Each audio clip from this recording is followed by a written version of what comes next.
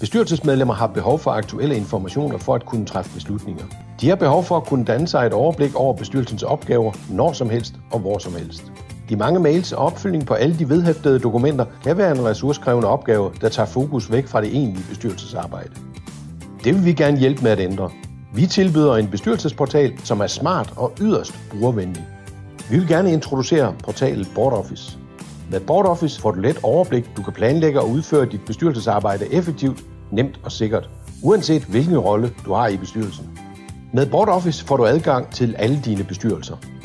Find dine aktuelle dokumenter i mappestrukturen, som er fuldt fleksibel i forhold til netop dine ønsker og dine behov. Det gør dit arbejde meget lettere. Kommuniker direkte med de andre bestyrelsesmedlemmer ved enten at starte eller følge debatter, hvor kommunikationen holdes fortroligt i et lukket forum for kun jeres medlemmer. Med planlægningsværktøjet får hele bestyrelsen let fastlagt kommende mødeaktiviteter, og som hurtigt ajourfører medlemmernes kalendere. Der kan være behov for at have mapper, hvor ikke alle skal have adgang. Du kan let tildele de forskellige medlemmer netop det adgangsniveau, som passer i jeres bestyrelse.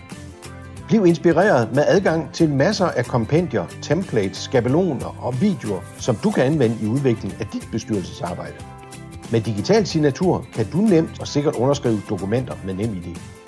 Med BoardReview kan du benytte vores unikke evalueringssystem til både din bestyrelse og til jeres direktion. Hvis bestyrelsen har behov for nye medlemmer, kan I rekruttere potentielle kandidater i vores bestyrelsesdatabase, hvor der er mere end 15.000 bestyrelsesmedlemmer. Få adgang til BoardOffice med vores gratis app og have altid adgang til bestyrelsens arbejde, også når du er på farten. Alt dette gør dit bestyrelsesarbejde mere professionelt og meget lettere.